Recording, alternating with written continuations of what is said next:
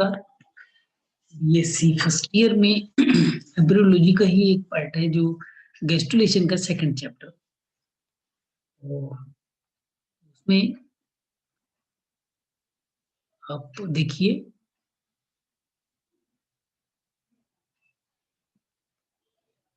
इस विधि में संभावी आरेख बनाने की भिन्न प्राकृतिक कोशिकाएं रसायनों जैसे मेलानिन, ग्लाइकोल, एल्कलाइल, फॉस्फेट आदि रसायनों को मार्कर के रूप में प्रयोग किया जाता है।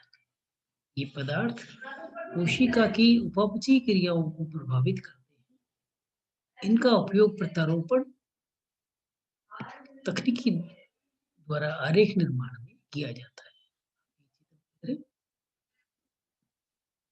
एम्फीबियंस में ये अलग अलग इसके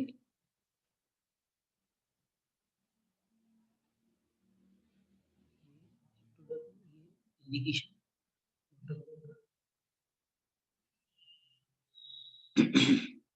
गैस्ट्रुलेशन भवन प्राणियों में भ्रूणीय विकास में एक महत्वपूर्ण क्रिया है। में कोरक में उपस्थित कोरक खंडों का विभेदन तथा निर्दिष्ट स्थान तक गमन होता है। अधिकांश कशेरुकी प्राणियों में विभेदित कोशिकाओं का निर्दिष्ट स्थान तक गमन विभिन्न प्रकार की आकारिकी संरचनाओं गतियों द्वारा होता है। आकारिकी संरचना में पूरक खंडों की एक स्थान से दूसरे स्थान तक गतियां एक सामान्य भूमि क्रिया है, क्योंकि इन गतियों द्वारा एक विशिष्ट संरचना संगठन का निर्माण होता है। आकारिकी संरचनात्मक गतिविधियां पूरक भवन के दौरान भी होती है, किंतु यह क्रिया केवल गैस्ट्रुला भवन की तुलना में अत्यंत मंद होती है। फोगट, ट्रिकॉन्स और बेरिल के अनुसार इन गतियों के परिणाम स्वरूप कोरक खंड एक निश्चित संरचनात्मक से विन्यासित हो जाते हैं।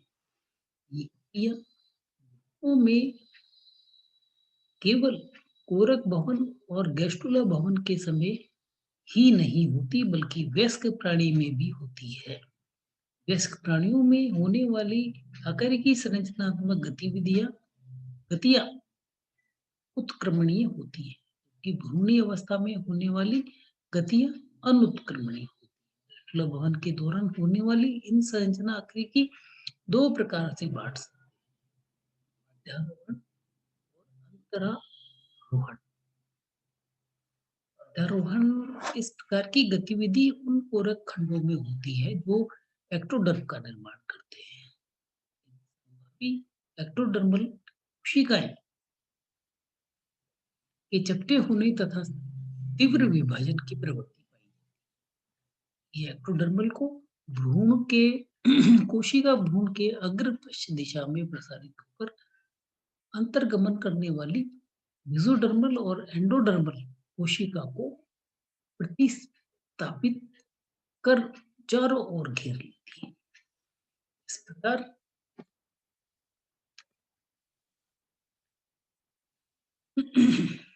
एक उपकला स्तर का निर्माण दारुण गतिया कोशिका द्वारा अमीबॉय गति द्वारा की जाती है। दारुण गति के समय कोशिका केवल गति ही नहीं करती, अपितु निरंतर विभाजित भी होती है। इस प्रकार संपूर्ण भ्रूण के चारों ओर घेर लेती है और एक स्थान छोड़कर जहां दूसरे कोरक रंध्र बनता है। उदाहरण एम्फीबियन मेंढक, बहुपीत के अंडों वाले प्राणी एम्फियोक्सस, एम्फीबियंस प्राणी जिनके अंडों में पूर्ण भज्जी विदलन पाया जाता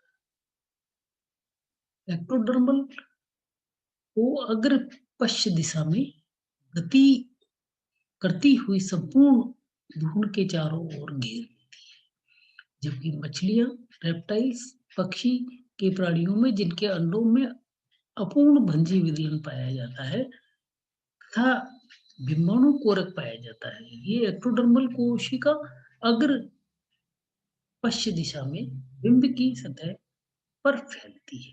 ये आप डायग्राम में देखें, एपिबोली की क्रिया धारण, ये एक्टोडर्म, एंडोडर्म,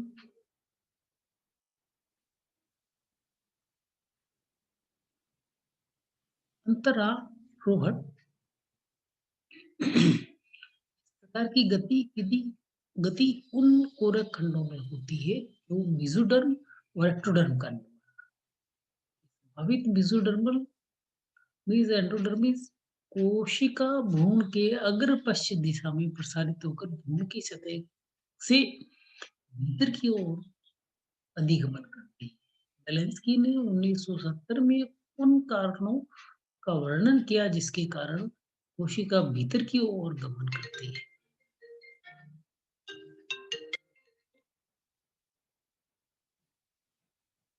भीतर की ओर गमन,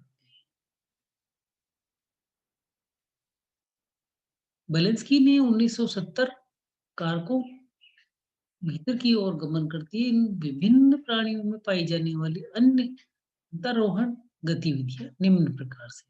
अंतर्बलन कोशिका भवन के दौरान लघु कोरक खंड भ्रूण की मध्य रेखा के पीछे संभावित पृष्ठ तल पर पहुंचने के बाद ये दीर्घ कोरक खंडों में अवच्छिन्न होकर दीर्घ कोरक खंड भीतर की ओर घसने लगते हैं। दीर्घ कोरक खंड के भीतर की ओर घसने के कारण कोरक गुहा सम्मानित हो जाती है। उसके स्थान पर एक नई गुहा का निर्माण हो जाता है जिससे अंतरत्व कहते हैं। अंतरत्व का छिद्र कोरक रंध्र कहलाता है। कोरक रंध्र का आकार ईतक की मात्रा के विलंबपाती होता है और रंध्र की वलय की ओर से ओष्ठ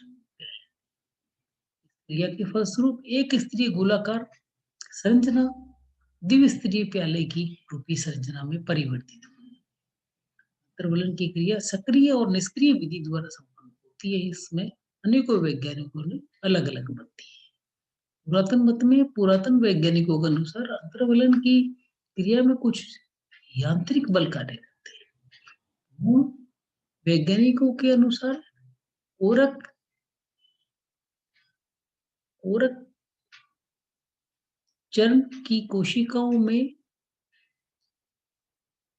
समसूत्री विभाजन के कारण कोशिका की संख्या में निरंतर वृद्धि होती है जिससे कोशिका में पार्श्विक बल कार्य करता है। इसमें कोरक में सबसे कमजोर भाग को कोशिका भीतर धंसने लगती है। इसी के साथ ही आज ये चैप्टर